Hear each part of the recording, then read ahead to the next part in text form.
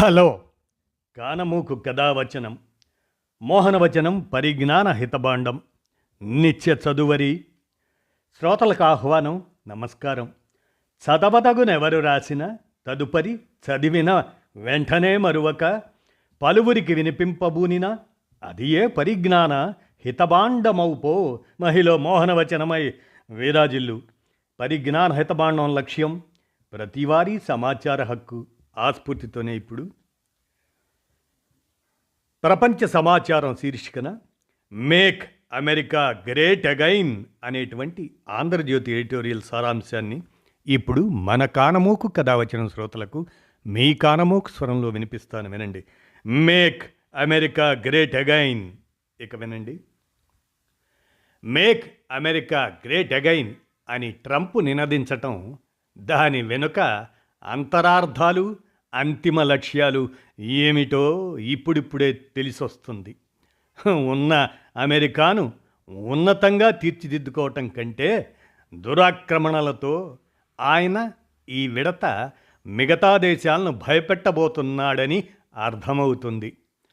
Panama కాలువ మీద, Greenland's మీద కన్నేసిన ఆయన్ను విలేకరులు మంగళవారం ఓ కీలకమైన ప్రశ్న వేశారు. వాటిని సొంతం చేసుకోవడానికి సైన్యాన్ని వాడతారా అన్నది ఆ ప్రశ్న. మరోమారు నాయకుడైతే ఈ ప్రశ్నకు తత్తరపడేవాడేమో. డొనాల్డ్ ట్రంప్ తన సమాధానంలో సైనిక దాడి అవకాశాన్ని తోసిపుచ్చలేదు. అమెరికా ఆర్థిక, రక్షణపరమైన ప్రయోజనాల పరిరక్షణకు ఆ కాలువ, ఆ మంచుఖండము అత్యంత ముఖ్యమని ఆయన మరోమారు ఉద్ఘాటించారు. అతి జాగ్రత్తగా మాట్లాడాలన్న తాపత్రయం ట్రంపులో ఉండదు కనుక ఆయన ఎజెండా స్పష్టంగా అర్థమవుతుంది. ఆర్థికంతో తెగనప్పుడు ఆయుధాల వాడకానికి కూడా ఆయన సిద్ధంగా ఉంటాడు. అమెరికా పుట్టుకకు ముందే నామకరణం జరిగిపోయిన గల్ఫ్ ఆఫ్ మెక్సికోను తాను గద్దెనెక్కగానే గల్ఫ్ ఆఫ్ అమెరికాగా మార్చేస్తాను అని ప్రకటించే సాహసం ట్రంప్ మాత్రమే చేయగలడు. వందలాది సంవత్సరాలకు ముందు మొత్తం ఉత్తర అమెరికా అసలు పేరు మెక్సికన్ అమెరికా కనుక అలా పిలుచుకుంటే మరింత తీయగా ఉంటుందని ఆ దేశాధినేత ట్రంప్కు కాస్తంత వెటకారంగా సమాధానం ఇచ్చారు. గ్రీన్లాండ్ కోసం సైనిక శక్తిని ఉపయోగించడం మీద నిర్దిష్టంగా ఏ హామీ ఇవ్వబోనని, మరో 10 రోజుల్లో అమెరికా అధ్యక్ష పదవిలో కూర్చోబోతున్న వ్యక్తి వ్యాఖ్యానించిన తర్వాత కూడా మాట్లాడకపోతే యూరప్కు అప్రదిష్టే. ఐరోపా దేశాల సరిహద్దుల సార్వభౌమత్వాన్ని సవాలు చేసే ప్రయత్నాలను సహించేది లేదు అని ఫ్రాన్స్ వ్యాఖ్యానించింది. డెన్మార్క్లో 600 ఏళ్లుగా అంతర్భాగంగా ఉన్న గ్రీన్లాండ్ను అమెరికా దురాక్రమించుకుంటుందంటే నమ్మడం కష్టం. కానీ కాలానుగుణంగా మనము మారినప్పుడే ఇటువంటి విపత్తులను తట్టుకొని నిలబడగలం అని ఫ్రాన్స్ విదేశాంగ మంత్రి నర్మగర్భంగా వ్యాఖ్యానించారు. గ్రీన్లాండ్ యూరప్ భూభాగం. దాని జోలికి ఎవరొచ్చినా ఊరుకునేది లేదు. దాడికి ఎంత పెద్ద దేశం ప్రయత్నించినా వదిలేది లేదు అని ఘాటుగా సమాధానం ఇచ్చారు ఆయన. ట్రంప్ యుద్ధ కండు తిని తప్పుబడుతూ యూరోపియన్ యూనియన్ ఒక్కటిగా నిలవాలి, బలోపేతం కావాలి అన్నారు ఆయన. జర్మన్ ఛాన్సలర్ కూడా గట్టిగానే సమాధానం చెప్పారు. ట్రంప్ వ్యాఖ్యల యూరోపియన్ యూనియన్ నేతలందరిలోనూ ఆందోళన కలిగించాయని, మనమంతా ఐకమత్యంగా ఉండాలని అన్నారు ఆయన.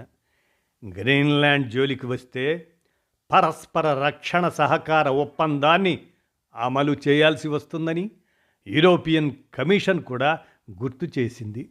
ట్రంప్ దెబ్బకు జస్టిన్ ట్రూడోను సాగనంపిన కెనడా నేతలు కూడా ఆయన పలుమార్లు 51వ రాష్ట్రంగా కెనడాని అభివర్ణించటం భరించలేకపోతున్నారు. మీ జోకులు ఆపకుంటే ఊరుకునేది లేదు అని గట్టిగా విరుచుకుపడుతున్నారు. అమెరికాలో విలీనమైతే కెనడాకు ఆర్థికంగానూ భద్రతాపరంగానో ఎంత లాభమో వివరిస్తూ కెనడాను స్వాధీనం చేసుకోవటం ఖాయం అంటూ ట్రంప్ ఇటీవలే మరోమారు ఉద్ఘాటించారు. మిగతా దురాక్రమణలకు ఆయుధాలని సైన్యాన్ని వాడతానని అంటున్న అమెరికా అధ్యక్షుడు కెనడా విషయంలో మాత్రం ఆర్థిక శక్తిని ప్రయోగిస్తాను అని కాస్తంత మినహాయింపు ఇచ్చారు. సుంకాలను ఆయుధంగా మార్చి ట్రంప్ మిగతా వారిని బెదిరిస్తున్నారు. గ్రీన్లాండ్ను ఇవ్వకపోతే అత్యధిక సుంకాలతో డెన్మార్క్ను దెబ్బతీస్తానని, ఆయుధ ప్రయోగంతో దాన్ని స్వాధీనం చేసుకుంటానని బెదిరిస్తున్నాడు. పనామా కాలువ, గ్రీన్లాండ్, కెనడా ఇటువంటివి ఉపరితలంలో కనిపిస్తున్నాయి. కానీ తనకు గిట్టని దారికి తేవాలనుకుంటున్న దేశాలన్నింటిపైన ట్రంప్ ఇదే అస్త్రాన్ని ప్రయోగిస్తున్నారు. రేపు అధికారంలోకి వచ్చిన తర్వాత ఈ ఒత్తిడి విధానాలు ఇంతకంటే బలంగా అమలవుతాయనడంలో సందేహం అక్కరలేదు. చిన్న చితక దేశాలను, దీవులను, మంచుఖండాలను కలిపేసుకుంటే ఆర్థికంగాను సైనిక పరంగాను బలపడవచ్చును అని రాయితీలు మినహాయింపులు ఇస్తున్న దేశాలను మోయడం కంటే విలీనం చేసుకోవటం ఉత్తమము అని ట్రంప్ ఆలోచన. ఆయన మేక్ అమెరికా గ్రేట్ అగైన్ ఈ మారు ఆధిపత్య విస్తరణవాదాలతో మరింత ప్రమాదకరంగా పరిణమించబోతున్నది అనే అంశాన్ని ప్రపంచ సమాచారం శీర్షికన ఆంధ్రజ్యోతి ఎడిటోరియల్ సౌజన్యంతో మేక్ అమెరికా గ్రేట్ అగైన్ అనేటువంటి విషయంగా మీ కానమోకు కథావచనం శ్రోతలకు మీ కానమోకు స్వరంలో వినిపించాను. విన్నారుగా? ధన్యవాదాలు.